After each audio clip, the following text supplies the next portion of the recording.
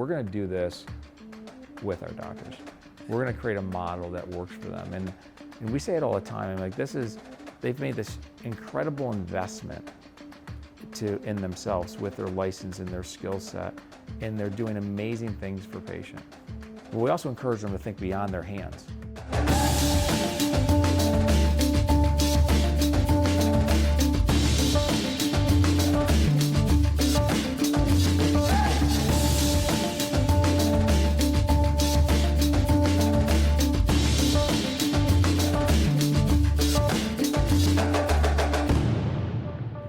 Over the years, I've watched, and I've been in dentistry for 20 years, and I've watched Aspen and the DSOs kind of just come about and then they just grow and grow and grow. And obviously, we have reached a point where this process is not going to stop. It's actually going to accelerate.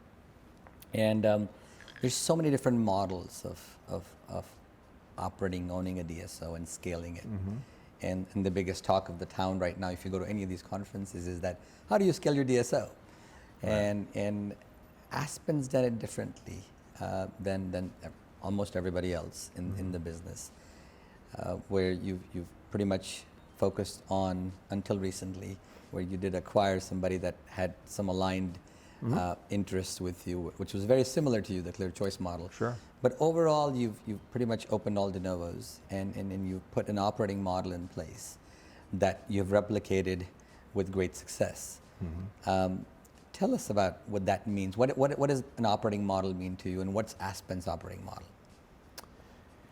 Yeah, well, I mean, listen, I think when I think about operating model and how you go to market, I think about great brands. You know, again, what are you solving for? What does your customer want or need? Sure. And you think about that experience and what you're trying to do to have that person come through your door. It's no different in healthcare. And for some reason, I've always believed that. Okay. And then if you think about your typical private practice, or even a lot of DSOs, why should someone come see you? Why do you locate here? What's your pricing strategy? Why do you use this technology? Does your team know the patient base you're trying to see? How do you approach that patient base? What problems are you solving for that patient base? Good brands, in my mind, understand all that. They understand who their customer is, and everything they do, everything, is geared to having that person transact with them, whether that's online, through their doors, you name it. It instructs their pricing strategy, their product strategy, their digital strategy, where they locate, everything, the color of their walls, the environment. Why should healthcare be any different? Right?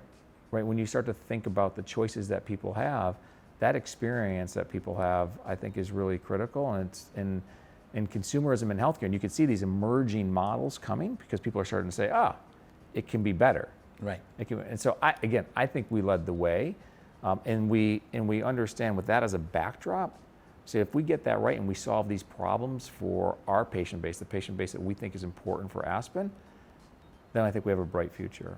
And that's why we were able to open up almost 950 locations. That's right. All from scratch. We open up a new office every 4 days on average. Aspen sees 30,000 patients a day, sees 6,000 to 7,000 new patients a day, right? And it's all the same operating model because it's all designed towards the core Aspen patient.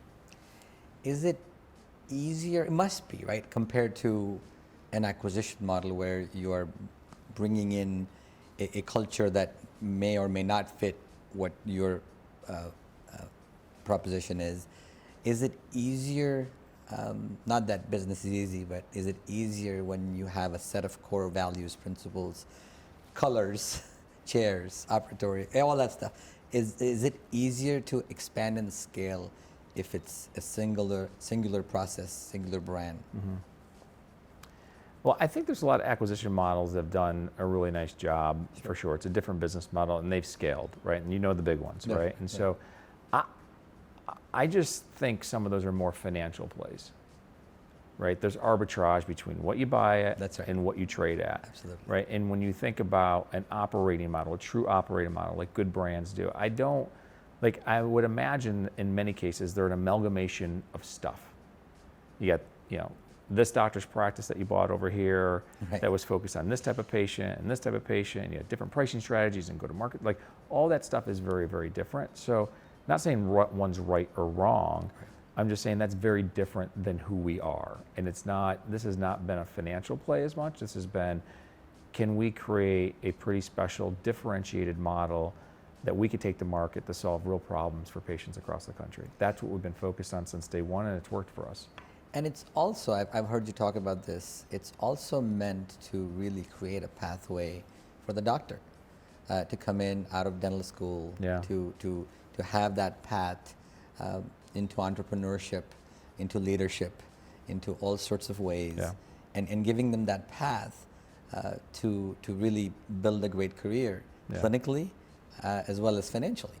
Yeah, well, I mean, I say this all the time. This is a really, really hard business without patients. Right. And it's also a really hard business without Without the dentists, doctors. Yeah, right? that's right. And so you have to look at it both ways. And if you can't create a model that works for the providers, then I think at scale, Right.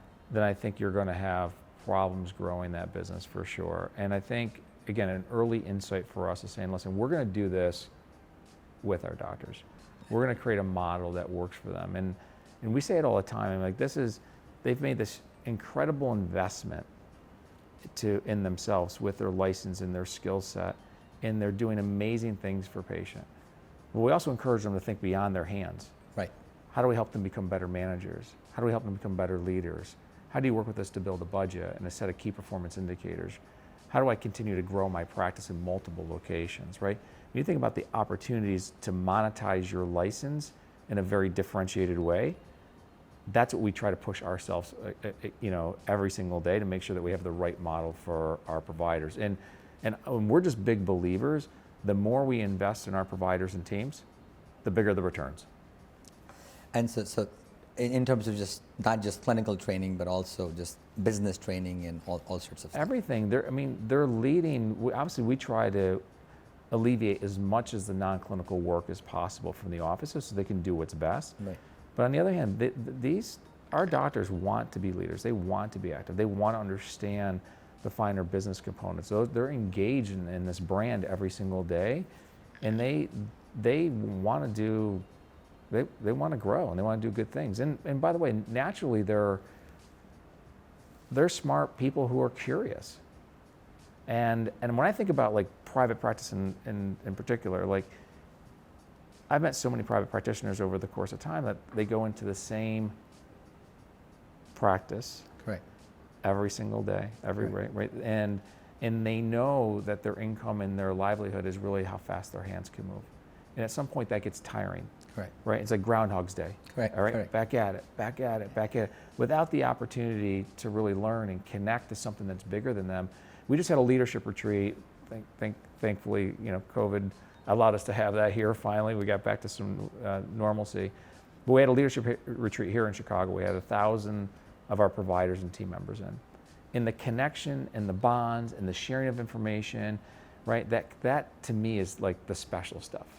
Right? And I think when you start to think about the alternatives doctors and providers have, like when we do that and we bring people together and we learn together and we grow together and we're connected by a common purpose and set of values, that's so much more enriching than the alternative, right? And so again, that's how we think about things, and we think it's been an important part of us scaling the business.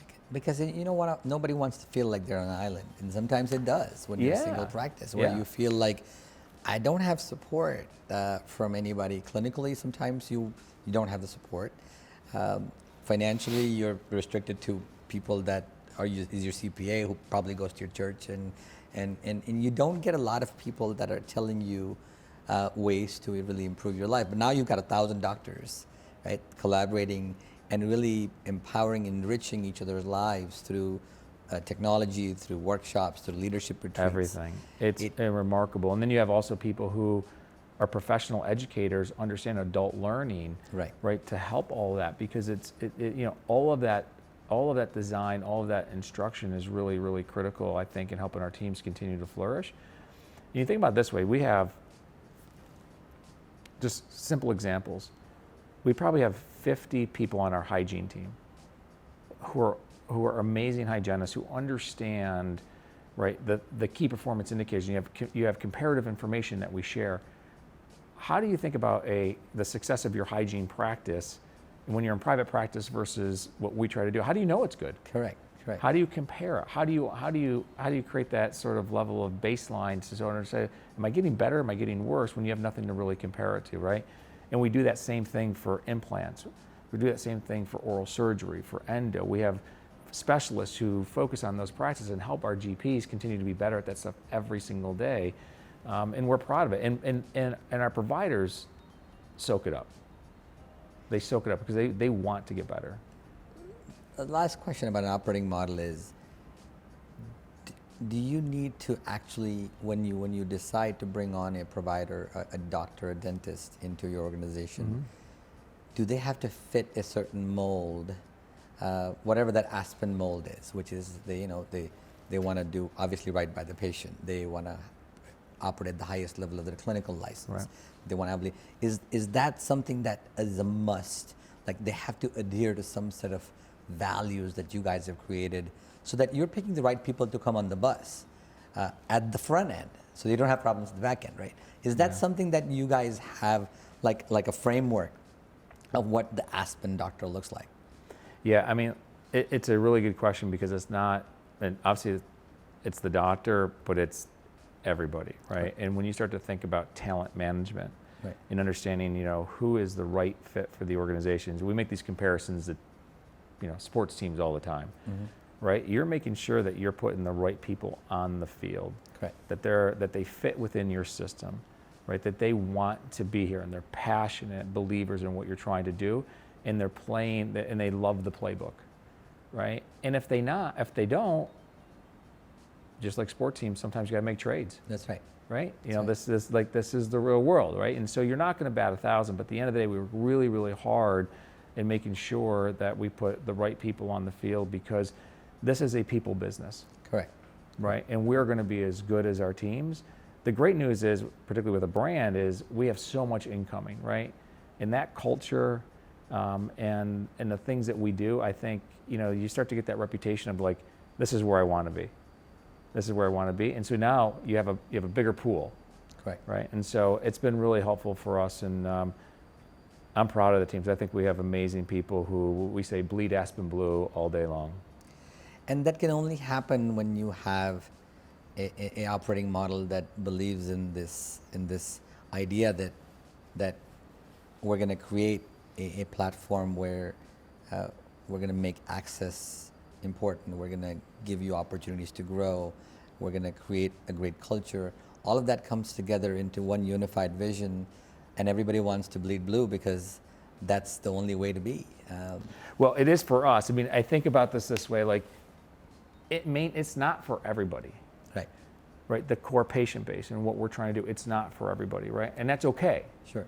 Right, whether you're a dental assistant, whether you're an office manager, whether you're a provider, whoever you are, if it's not for you, that's okay, no big deal. Sure. Right, but we want people who are engaged in what we do, who are as passionate about what we do, right, who are connected every single day, because, in the way we think about things, it's in many cases, dentists are doing, what they do is very similar.